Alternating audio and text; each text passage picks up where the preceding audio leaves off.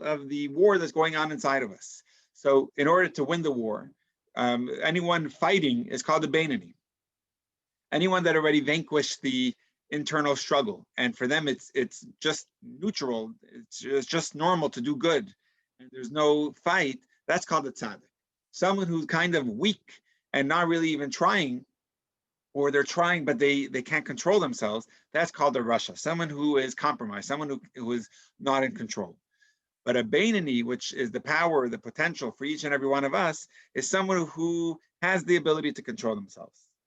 It's in their, it's in the ball is in their court. The question is whether they're putting themselves up to the task, whether they're putting up the fight, because ultimately you could control yourself for a minute. That's easy. Could you control yourself for 20 minutes? Probably. Could you control yourself for an hour? Also, you could. And then that's what you have to do for the rest of the day. Keep on controlling yourself. There's a time of respite, which we said is a time of prayer, or a time of like Shabbat, where it's easy, it feels good doing the right thing. But then there's when you have the temptations lying right in front of you, when you're surrounded by hard challenges, and then is where the struggle really is. The Yetzer Hara, the evil side, is there ready to entice you, and you have to put up a fight. But the beauty is, whoever you are, old or young, man or woman, you have the power inside of you from birth, which we learned in chapter 12, to put up the fight. And actually we said, even if you're a teacher's pet, even if you are by nature not so tempted, and you don't have such a heated, boiled blood where you're going to get excited and passionate and tempted by lust and other temptations, you have to put yourself, you have to not put yourself in a place of temptation. That's not the right thing. But you have to push yourself. You have to find the button inside of you that is going to cause you a struggle, which means if it's easy for you to do this, you have to take the next step. So that was one process, one path that we learned about controlling yourself. But eventually, and how do you control yourself? We said, not only putting up the fight on the external, but on your behavior, we also have to get a little bit of the internal. We said that's really through some meditations. And even if you're not so fancy and sophisticated in meditations, but even just an appreciation, putting yourself in a mindset that you appreciate what God is and what God does, and that God gives you life, and that God created a world for you to be in, and gave you shelter and gave you family and all the blessings that you have. It leads you to a feeling of, wow, God loves me and I love God and I want to be in this relationship. And from that mindset, it actually delves into your emotions, and then it makes it a little easier to do the right thing, because it's not a fight. Sometimes you actually are joyful in doing it, and there's that emotional connection as well. But here is where we said there's another path to take. And this one is, if that meditation is not working and you're just feeling stuck, and the mind is not talking to the heart, and the feelings are not being developed, we said, don't worry. It's okay. There's another path to take, and realize that you don't have to develop anything. You don't have to find it. You don't have to create any meditations, because it's something that you already have. You have in you this internal deep love for God. It's natural. It's there. And really, it's on fire. It's a fire of God that's inside of you. But sometimes, and it's called in Hebrew, it's called an ahava, which means a love, misuteret, but it's hidden. Hidden means it's dormant. It's not always coming strong. It's there, but it needs to be activated. And sometimes for it to be activated, it takes a very severe moment for you to realize, I can't lose my connection with God. Take, for example, God forbid, in a I don't know if this is a good example or not, but you have many relationships where they kind of fall into a routine where they forget to be kind and respectful and complimentary and appreciative for each other, because they see each other every day. It ends up getting a little bit stale. But eventually, God forbid, what could happen is if one of the sides say, you know what, I'm sick of this. Every day you do the same thing and I don't like the way you do it, and they say, I want out. Then all of a sudden, the other guy, the spouse, is like, okay, I'll do everything, I'll be better. And all of a sudden they activate themselves into being the best spouse around. Similar, I don't know if that's a good example or not, but sometimes our relationship with God, we do things that we shouldn't be doing. We feel a certain level of I don't know if the word is comfort, but we feel, God doesn't really mind if I just do this or if I just do that, and I'll start doing this. And eventually we find ourselves in a position where we don't look anything to be in the godly image.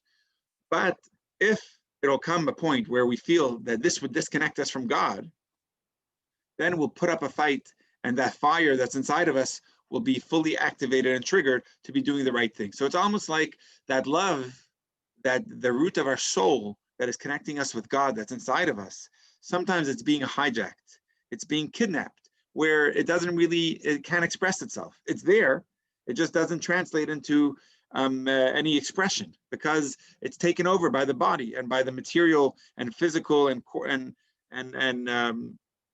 other parts of us. So in more Kabbalistic terms, this piece of our soul that we have that is so deep and pure is called Chachma. Chachma is the internal compass that is beyond any intelligence and understanding of God, meaning it's beyond the meditation of God. It's the level of faith. What we called in previous classes, it's super irrational. It's not a place that it even makes sense to make a logic and to rationalize our relationship with God, because you could rationalize. There's a lot of explanations of why it makes sense. You could look at statistics. People that are people of faith and people of religion live longer, live happier, healthier lives, but that's not why we're in a relationship. There's something beyond logic that's happening. There's something above reason. That's the level of Chachma. The level of Chachma we're translating here as inquiry. It's going outside of yourself. We explained there's three cognitive faculties: Chachma, Bina, and Das. Bina is the way we understand an idea, analyze it, dissect it, make sense out of it. Then it has to be personalized. That's Das. When you need to really figure it out and personalize and apply it, make it into an application in order that you can give it over to someone else. Once you have an idea that is then analyzed and made to make sense and personalized, then you could really feel it. You could feel part of it, and it's part of you. And then you could teach it over to someone else. And the other person doesn't just get a plain idea; they get the character of the idea. They get the whole flavor of the idea. That's ideally the system of understanding. But the peak of it, the tip of it, the beginning of it needs to be the chachma, which is going beyond yourself in order to get an idea. You have to humble yourself to be able to open yourself up in order to receive an idea. That's the level of chachma. Chachma is something that we each have, and chachma of our soul is the highest part of our soul, and that's everything below it is connected to it, and we all have that chachma. So what we need to trigger is that chachma part of our soul, and once you trigger the chachma and it's activated, it could then express itself and bring itself down to bina, to das, all the way through the rest of the sefirot, the rest of the Kabbalistic levels. And actually, talking about Kabbalah, God willing, on Sunday we're having a class with a lecture with Rabbi Rice from Chabad in San Rafael, and it will be at 7 p.m. I just put out an email about it last night, and he'll be going through this idea a little more at length of Chachma, but explaining it also in very relevant terms. He actually just wrote a book called The 4 Keys to Kabbalah, and I didn't get through all of it, but it seems like it's an amazing book. So it'll be a Zoom event. You could sign up or just text me that you want to join, and I could charge a card on file. It's $18, but it should be a really, really good, insightful class. He's a great teacher. It should be awesome. So anyway, back to this Chachma idea, awesome, great. So back to this Chachma idea, it's an amazing term where that Chachma needs to just be triggered. And when it's a time of do or die, when a person's very Jewishness feels threatened, that dormant love from the level of Chachma is activated. And then the guy's on fire. The person, man or woman, feels that their connection to God is potentially, God forbid, severed. It's going to be on fire to remain connected. So then that's why throughout millennium, you have seen people who their Jewishness was not so strong, and their observance was almost none. But yet, when it came a time when they felt, no, if I don't do this, I will be disconnected from God, or if, God forbid, I do something I'm not supposed to be, bowing to this idol or something else, they would feel totally out. It triggers it. And that once they get it triggered, it's an amazing thing. So this level of chachma is where we're in the middle of now on 226. It's feeling exiled, it's feeling hijacked. And therefore it can't, because it's hijacked, it doesn't speak, it can't relate, and it can't express itself to the lower levels, which is bina das, all the way down.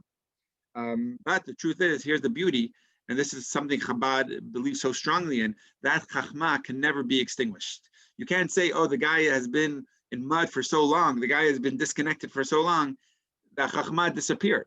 The chachma is a godly spark that can never be extinguished, and therefore it just needs to be activated. For some people, it doesn't take much to activate it. For some people, it takes a much higher degree, much harsher thing. But what we're going to try to get to is to be able to activate it, not in a time of dire circumstances. That's going to be something we're going to see. But the proof over here is what we see is at the time of convert or die, that faith in God is activated. And even if they haven't been observant and openly proud of their Jewishness, etc., but if they feel that their connection to God would be severed, they're ready to be a martyr but remain connected to God. They'd rather die than be disconnected. So let's see that inside. We'll learn if anyone has any questions on it. We will continue actually just talking about upcoming class. I see Shira's comment that she's joining. We have some really, really nice other classes that I just put out in the email yesterday. I put a list of other lectures that are coming up. We will be having an interview with two rabbis in Arab countries. It should be a really cool talk. That'll be on Sunday, November 8th, with the rabbi in Dubai, actually, and the rabbi who's a childhood friend of mine in Morocco. We grew up together in Montreal. His name is Rabbi Levi Banan.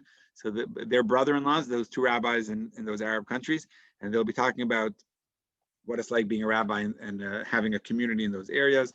We'll also be having the true story of Eli Cohen. That'll be at the end of November, so that's in 5 weeks from now. We'll be having Rabbi Pickle, who is an awesome rabbi that goes through a pickle making process, but with fun and with great character. He's an awesome guy. And some other really exciting events. Then we have that's already January, February, so I won't elaborate on that, but you can check up our website, jewishnevada.com/classes. You can see some really cool stuff. Okay, I'm going to share my screen, and let's take it away.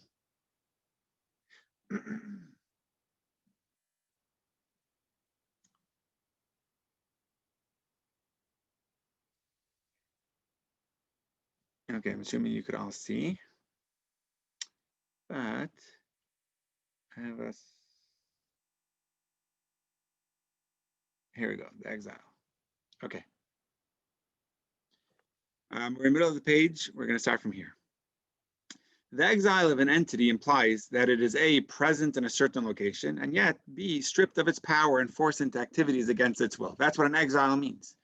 So that's what's happening to the Chachma. The Chachma feels like it's in exile, which means that it's there. It just doesn't have, it doesn't do what it wants. It's kind of following and forced to do something against its will. The Tanya clarifies here that it is only Chachma's energizing influence that remains both present and powerless, exiled within the sinful part of the person, which is in the left side of the heart. The root and core of Chachma, however, is located in a part of the soul uncontaminated by Klipa, the seat of the divine soul in the brain. Therefore, it would not be correct to say that the root and core of Chachma is exiled, since it is not present in a location of Klipa.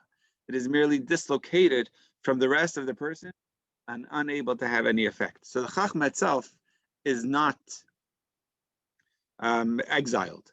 It's only the expression of Chachma where it wants to go that it can do, because in that place it's feeling exiled.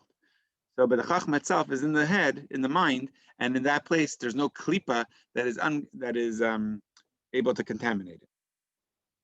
Rather, with Rishayim, which are the wicked ones, the people that can't control themselves, it is as if the Chachma were asleep, failing to have an effect on them. And its home turf, which is the brain and Chachma, remains in full force. It just doesn't have any significant effect beyond that. So it's effectively asleep. So it just needs to be awakened, and let's see how that happens. Chachma remains asleep in Rishayim as so long as their das and bina are preoccupied with worldly pleasures. As we learned in chapter 3, for an idea to give rise to an emotion, 3 mental processes are required. Chachma, which is inquiry, bina, which is cognition, and das, which is recognition. Even in the case of Rishayim, the root and core of their Chachma remains pure and intact.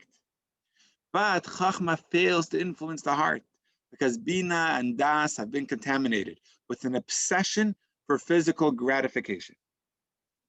I'm going to pause for a moment. I'm just going to get a cup of water. I forgot to bring it before. I'll be right back.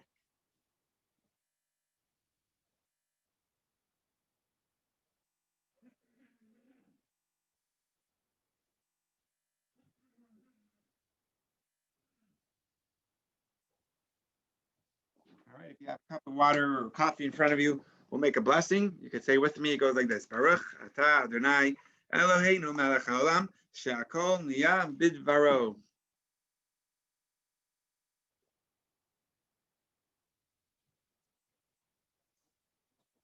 So this is a really nice idea that for some of us in the class, we've studied this already many months ago, going back to November. But the power of this is awesome. It's saying that we have a chachma. The chachma can never be exiled. That's the original place of our thinking capacity. But then it goes into bina and das. Bina is the ability to dissect it, or the cognition of it. And then there's the das, which is recognition, the personalized part of it when you recognize something. Those 2 last parts don't listen to Chachma really. There's an obsession that they have with physical wants and gratification. And because the das and the bina of our mind is involved in petty stuff of physical gratification, it doesn't put itself into listening to the Chachma. It's thinking about itself. It's thinking about the iPad and the iPhone, and it's not allowing the YouTube, the source of all Torah, where our classes all get put on. But the Chachma part, which is the outside of you, the non-ego, it's not really being listened to. So that's where Chachma has a disconnect to bina and das. But it could be triggered even by the wicked, even by the Rishayim, which in Tanya, the Rasha is not that wicked. The Rasha just is compromised. He's weak, right? Most of us, we give in to temptation. So does that make us wicked? No, it just, in the Tanya's classification, a Rasha is not that bad of a guy. He's not the person robbing banks and doing bad stuff. He's just not controlling himself when he knows he can, when he should be. And that's a Rasha. So they're involved in physical gratification, and they don't really give want and time for the chachma, the root of the soul, to be expressed. So now, but you'll see now how it could easily be triggered. Not easily, but it can be triggered. But we're in the middle of the page on the Kindle. But when Rishayim are confronted with the test of life and death in a matter of faith, which transcends any logical considerations of das, if you remember, das has to make sense. It's recognizing an idea. There's a faith that goes beyond any logic.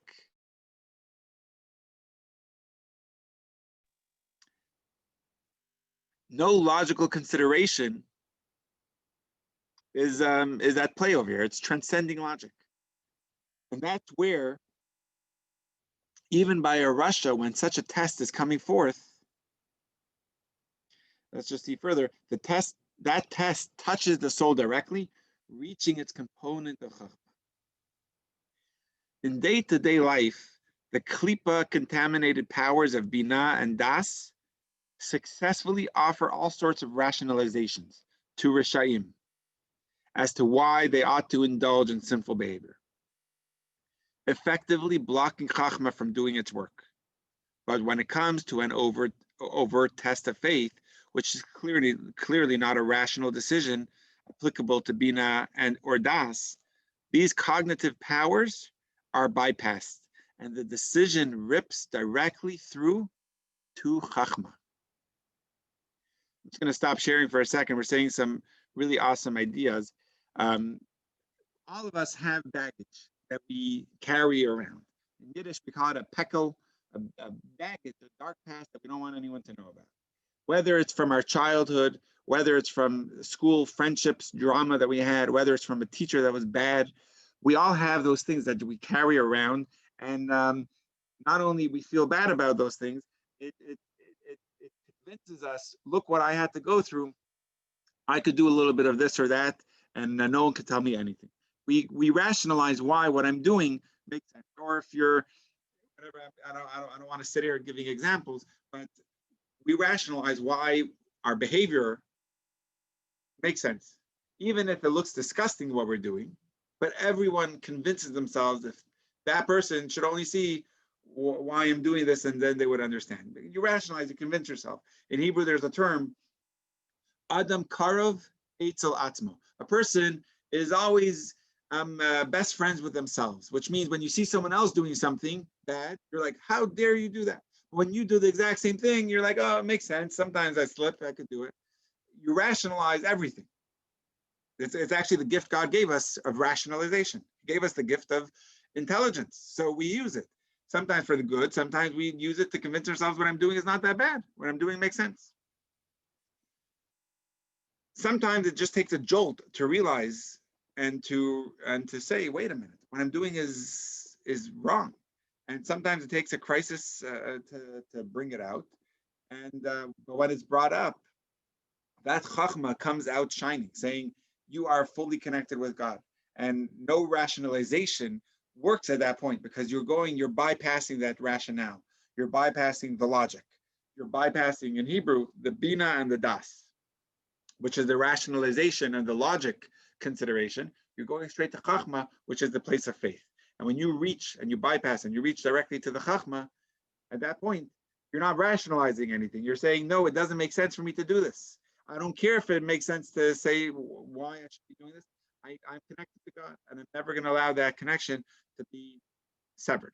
And that's a place of faith that we need to reach. All right, let's go back inside. Then the bottom paragraph, then Chachma awakens from its sleep and does its work of arousing faith, using the power of God invested in it. As the verse states, and this is from King David, then God awoke as one asleep. In Hebrew, the word term is vayikatz, which means God awoke, kiyashin Hashem, as God awoke as one asleep, i.e., this means the power of God within the soul, was aroused. It's not saying God was sleeping, because God, there's another verse that says, Hine lo yanum v'lo yishan. God never sleeps nor slumbers. So what it's saying is the God within us is sleeping, and that was awakened. We all have a God within us, which is this power of the soul, which is a piece of God, like we learned from chapter 2. And sometimes that is like a sleep, but then it gets awakened. That's the power of Chachma that it rouses the faith and awakens itself from sleep. So once this is awakened, look what happens. We're on the next page on the Kindle. We're in the middle of the page of 227 in the book. This enables the person to succeed in the test of faith in God without using any of his reasoning, knowledge, or fathomable intellect to prevail over the klipas. If you remember, klipas is the external, the superficial, the facade that we put on, the husk that covers the shell, that covers the peel, that covers the fruit inside, that is putting us in exile, not allowing us ourselves expression. So this klipa is surrounding us, but no intellect over here will rationalize, and the klipa is kind of melting at this point, and our faith in God prevails over the klipa and this worldly temptations and back inside to which he had been accustomed, whether they be permitted or prohibited, and even to despise them, realizing now how they separate him from God. So look at the emphasis of the term over here. It's not only saying about prohibited things. There's some permitted things that are, it's not the right thing to do, but you're allowed to do it. Let's say indulgence in kosher food. There's no problem with, there's nothing illegal there. There's nothing not kosher there, but you're eating like a glutton where you're putting yourself, you're just drinking and drinking. And even if technically it's permitted, it's just all about yourself. And this place is not about yourself anymore. You're reaching a place beyond what you could convince yourself and any reasoning. And then you prevail over this klipa. You rise above anything that was just a routine that you got used to. You could break the trend, and you end up hating these things that were standing in your way. It's a powerful idea. Sometimes you get so involved in something, and then you finally realize, what have I been doing? If it's on a computer, you just want to take it and you want to throw it away. If it's a person, you don't want to talk to them again because they've been such a negative influence. So over here, there's a certain place, the power of faith within us, that when it's expressed and activated and awakened, it causes almost like it's despicable to do anything opposite of God at this point, because you're going beyond what you could rationalize. In a radical break from long life attachment to physical gratification, this person disregards all rational considerations and chooses to suffer the pain of death so as not to transgress God's will. His chachma has suddenly woken up from its dormant state and provided him with a surge of faith. So there's a certain boost going on over here where his faith is now awakened and it's strong, and anything that was he was attached to before for his own gratification, all of a sudden is totally dropped. It's a beautiful thing. It's let's see further. The arousal of chachma empowers him to choose God as his portion and his lot. Again, that's a verse from Psalms, but God is your choice now. To give up his life for God, to sanctify God's name, rather than transgress. I have friends that, when we were in yeshiva, they were always the one indulging in themselves and just not such a powerful, honest, and they weren't living with integrity and people of true light. Like it was hard to see their beauty inside of them because of certain behaviors that they had. But then I lost touch with them for a few years. They went away, and I continued yeshiva. And then they were like so passionate in their Judaism, and now some of them are rabbis leading communities. It's almost like, what happened? And it's like something woke up inside of them, and I don't know what happened that woke it up. Hopefully, not something too severe, but they're always pushing the Torah observance and wanting more, and it's almost like they never look back, and it's an amazing thing. They're on fire. The chachma within them was awakened. It's a powerful idea that the Alter Rebbe is saying. But the beauty here is we all have this chachma, and it's never extinguished. It's just sometimes not given the expression, but we just have to tap into it and realize that we have it and allow it expression. I like this idea about it. If you just like think about it a little bit, it's to realize that we all have it. It is not something we have to meditate on. It's there already. We just need to allow it expression. We just need to develop it. We just need to dig and find it. And some people are able to help others find it. One of the beautiful stories of the Rebbe Rashab. Some of you probably heard me share this before. Hasidim, we are called lamplighters, and one of the places where this term came from Obviously, in the Torah, it says that the Jews are light unto the nations, and or lebein ha'amim. But specifically out of Farbrengen in the 1905 or 1906, so like almost like 120 years ago or so, the fifth Chabad Rebbe, his name is Rabbi Shalom Dov Ber. He died in 1920. He was taken over. He was succeeded by his son, Rabbi Yosef Yitzchak, the previous Rebbe, and later his son-in-law, our Rebbe, took over in 1951. But the Rebbe Rashab, Rabbi Shalom Dov Ber, was once asked at a Farbrengen, what is a chassid? So it's a great question. Someone said, define what's the Webster's definition of a chassid. So I don't know what the Webster says, but the Rebbe Rashab thought about it and says, a chassid, he said in Yiddish, is a lamternisk, which means a chassid is the lamplighter.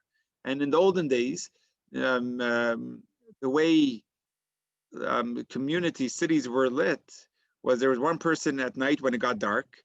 There was, before electricity, there was lamp posts around the city with oil and with fuel inside, and someone was in charge of taking a big stick and at night lighting all of these posts around town to bring light to the neighborhood. And so he said the chassid is that person holding the stick, the lamplighter, with the one who's kindling lights within others. So the chassid asked, what if the lamppost is in a desert? So the Rebbe said, then the lamplighter has to go to the desert and light it up there. What if the lamp is in the sea? The chassid asked. Then the Rebbe said, then he has to take off his clothes, get into the water, and bring the light there. He has to light it up there. So the chassid asked, that's a chassid? And the Rebbe said, yes, that's a chassid. So the chassid is the lamplighter.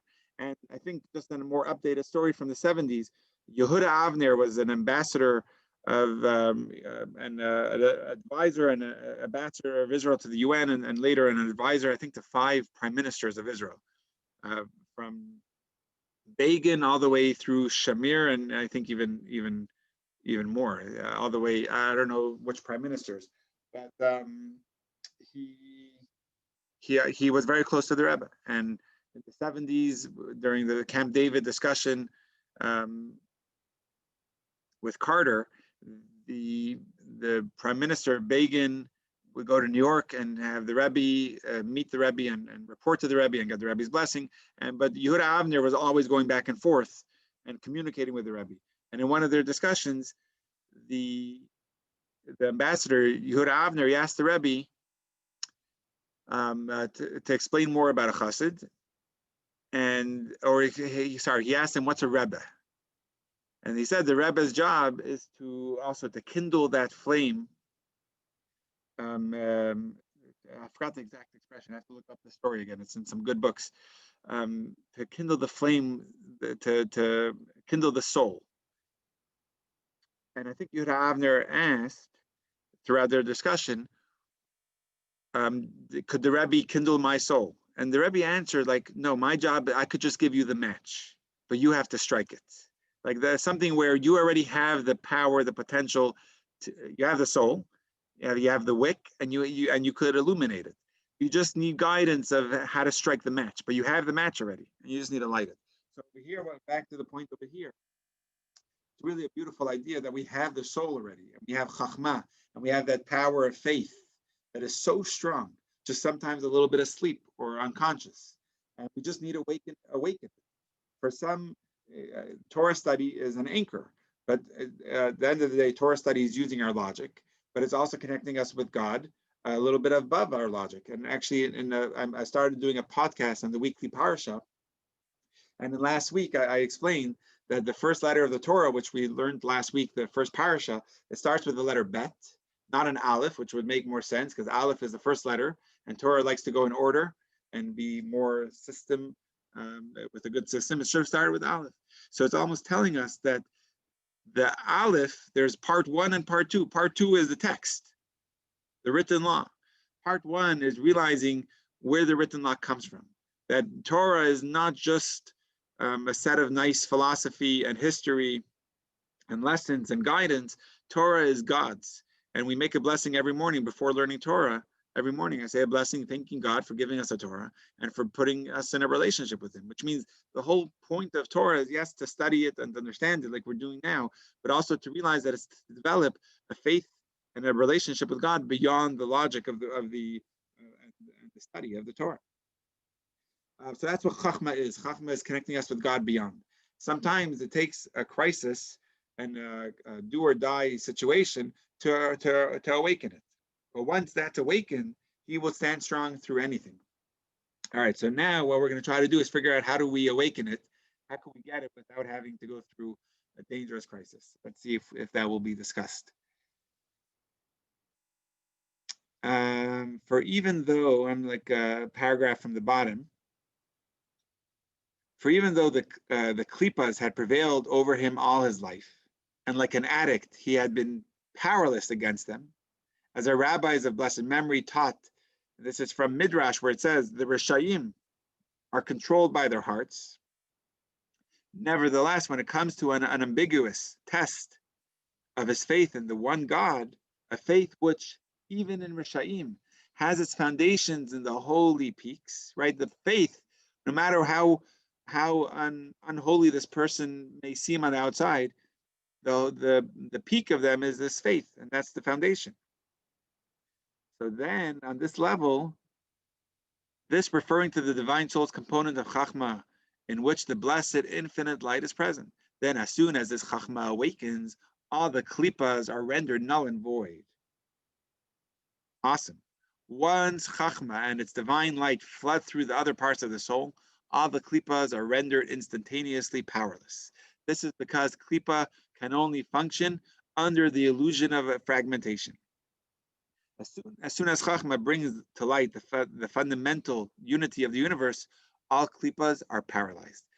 Awesome idea, where at the end of the day, no matter what, it's never been a fight when there's a war between darkness and light.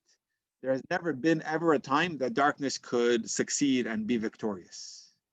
Once you put a candle, there's never been a time when the darkness says, you know what, this time I'm going to be stronger than the flame. Time and time over again, never once has light failed from winning over darkness. It's just the way Hashem made the world. Light always wins.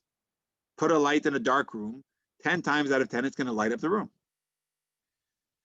So back to the point over here. I just love that example. Even in Russia, they have that light. It's called Chachma. It's infinite. It's divine light shining in the soul. And they have it inside their body. So it just needs to be awakened. But once it's awakened, it floods the rest of the person, his feelings and his faculties of mind. All that are null. In the face, all those negative feelings that he may have had can be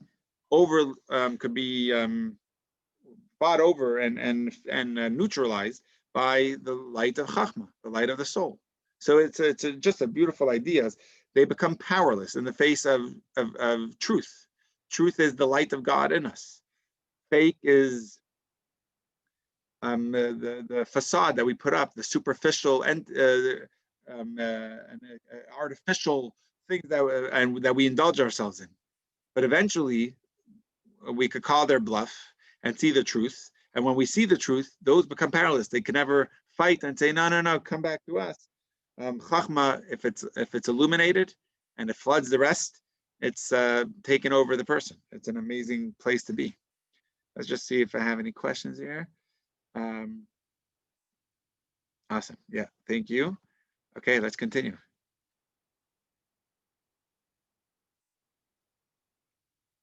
The Tanya, we're in the middle of the page. The Tanya now offers various scriptural citations suggestive of this idea. So we'll say some from the prophets, from King David. Let's see how it goes. Then it is though they have never been, literally, since the klipas are voided in the presence of God that shines through Chachma. As the verse states, all the wicked nations are like nothing before him. And as it is written, for behold your enemies, O God, for behold your enemies will perish. All evildoers will be scattered. And it is written, as wax melts before fire, So will the wicked perish before God. As it is written, mountains melt like wax before God. The Tanya cites 4 verses indicating the elimination of the klippas, corresponding to the 4 diversions of klippa. We touched on this on page 42. The first 3 verses refer to the 3 completely impure klippas, so they speak of a total destruction and perishing. The 4th verse refers to klipat noga, which is a mixture of good and evil, and therefore does not mention complete destruction. That's from notes on the Tanya. So just to explain this idea, over here you may see some heavy terms, evildoers will perish. All the people that are like Nazis, not just the Nazi people, but anyone whose whole sole agenda is to fight good and to fight and to kill and to hurt and to be evil, they will perish. People that are born with I don't know if the word is born, but people that have those traits of evil, or the way that Tanya is learning that is the evil within us will perish. It's not only talking about people now. King David, when he's saying these verses and the prophecies, are not just talking about a people or a person, it's talking about the evil within us. We may have evil within us, but those can be vanquished. Those can become powerless. Those will surrender if we allow the chachma, the soul within, to shine. And you always see this. You have people who come back to a way of honesty and a way of integrity, and some of them just never look back. Some of them, for some, it's obviously a struggle, and that's normal. But once they see the power of their soul, they're in an amazing place. The evil doesn't really have; they're a bluff, so they don't really have what to offer when a person sees the truth. They become powerless. So those verses, the Alter Rebbe just quoted 4 verses, and the reason is I just explained in that note that we learned before in chapter 6 and 7 that there's actually 4 different types of klippas. There's 3 that are utterly evil klippas, that there's no transformation happening there. When a person does a sin, there's no way to elevate that sin. It's not really our job to work on something illegal and to say, I'm going to try to make it holy. It's not our job. Our job is to stay away from it. God told us stay away from it. But then there are things that are not inherently evil. They're called klipas noga, which I think I've translated. It's almost like in a translucent, in a cup, where you just need to get the content. There's light, but it's just being covered over. And all you need to do is bring out the light and everything gets elevated. Anything in the world, almost anything, falls into this category that is up to you to elevate it. There's something that is holy on its own. Take tefillin, tzitzis, it's holy. But then there's something that's not holy on its own. It's just, let's say this, I have a candle on my table, it's wax, but you could use it to make a yahrzeit, to observe a yahrzeit, to light a candle for Shabbos. You're taking wax and you're making a blessing on it. You're making it holy. You're taking something that was klipa, that was not part of holiness, and you're able to transform it. So these are things that are just regular in the world. It's called klipas noga, and you're able to elevate it. It doesn't have to be fully vanquished and powerless. You're just taking you're elevating it and revealing its true inner power. So that's just what we just said in that note. But God willing, we're actually going to finish. I'm excited. We're going to finish this long chapter today. So we have 12 more minutes to do it. So let's go.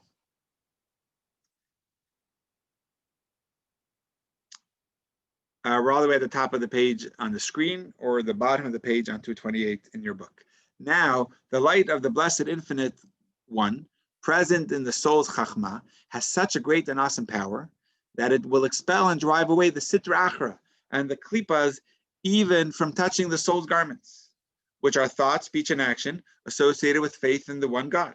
As we learned earlier, the soul is multi-layered, consisting of both an intellectual, emotional, deep core, as well as more superficial garments of thought, speech, and action. Right? We learned this, that we have the inner soul, the soul powers, which is our intelligence and our emotions. That's called the deep core.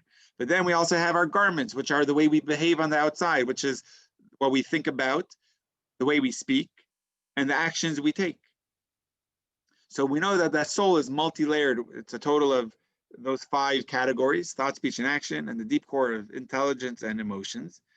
But what we're going to say now, I guess, let's see what happens to, it's able to vanquish even through the garments. Let's see. Up to this point, chapter 19 has demonstrated that when the soul's dormant love is awakened, it can dispel the klippas,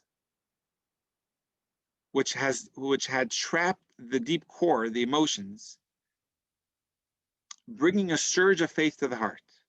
But what if the test of faith merely involved the garments? Surely it would be possible for a person to retain absolute faith in God within his heart and just go through with an action or verbal statement of idol worship, not really meaning it so as to save his life. This is a cool idea. Just to explain this a little bit. Till now, what we were learning is when you're dealt with a crisis that triggers all the way through your mind and your heart, it activates this power of chachma. And when this chachma, which is filled with God's infinite light and divine power, is activated, it goes through and it goes above your mind and your feelings, and then it will express itself in your mind and feelings, and you are able to be fully transformed and connected. But what if all they're forcing you to do is not even to feel anything outside of God? They're just saying, say the words, repeat after me, and you say things that are idol worship. You say things that are inconsistent with godliness or with Torah, but it's only on the outside external behavior. It's only in your speech or only in your action, but it's not really something internal. They're not putting a wrench in your feelings. So it would be activated when it's something more of an external crisis of faith, more on your garments, which is your thought, speech, and action, but not as much on your intelligence and your emotions, which are the deep core. So the question is, could we still have the chachma being triggered and activated at that moment? If anyone learned that differently, let me know, but I think that's the way I'm understanding the question. Let's just double check that. Yeah, I think that's what we're learning. So let's see how he answers it. The Tanya teaches us now that when Chachma is awakened, it reaches not only the soul's deep core, but even its garments too. So the person will have enough faith to resist even an empty act of idol worship carried out with the garments. So even if it's something that's just external, just in your garments and just to say something, even there, the Chachma has a strength to allow even an empty act to be avoided, to be resisted.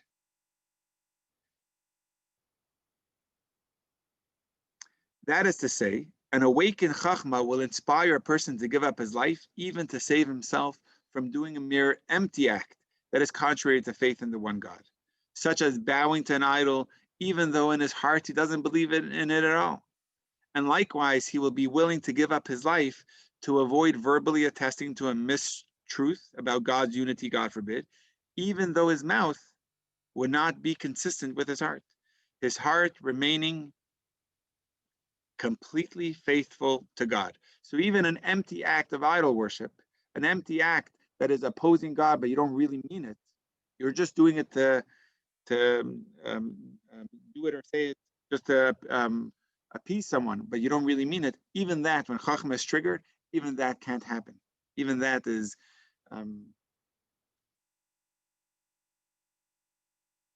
the person is ready to give up his life for. I'm just going to give a couple examples of that, but let's just finish this. For an act of worship to be real, action must be aligned to intention. Oh, I love this. Action must be aligned to intention. If a person believes in God and merely carries out an empty act of idol worship to save his life, there is no deep betrayal here, but the act is nevertheless forbidden by Jewish law. Observers certainly will not know what is in the person's heart when he bows to the idol, and the act gives the perception of real idol worship. But not wanting to bring even this false perception into the world, the person chooses to die instead. That is the intensity of faith that an awakened Chachma can bring.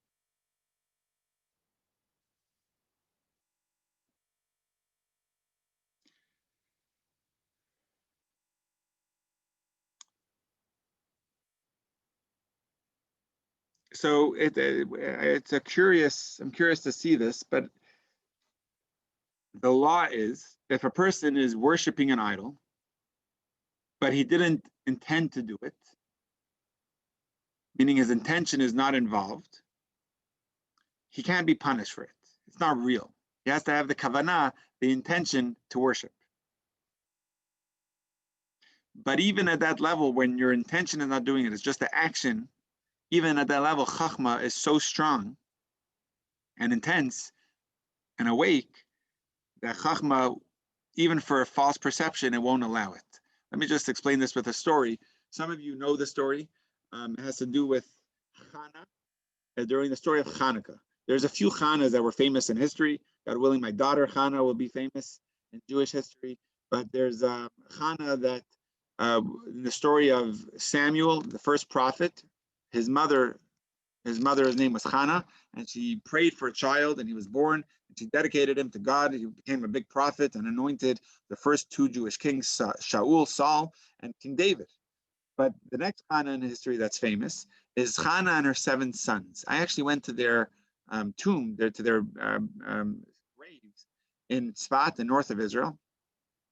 But she had 7 children, and I think I shared this before in a Tanya class, where each one chose to die rather than bow in front of the emperor of Greece. That the story of Hanukkah happened under his watch with the Maccabees. His name was Antiochus or Antiochus, and each one of the 7 children said, "I'm not going to bow."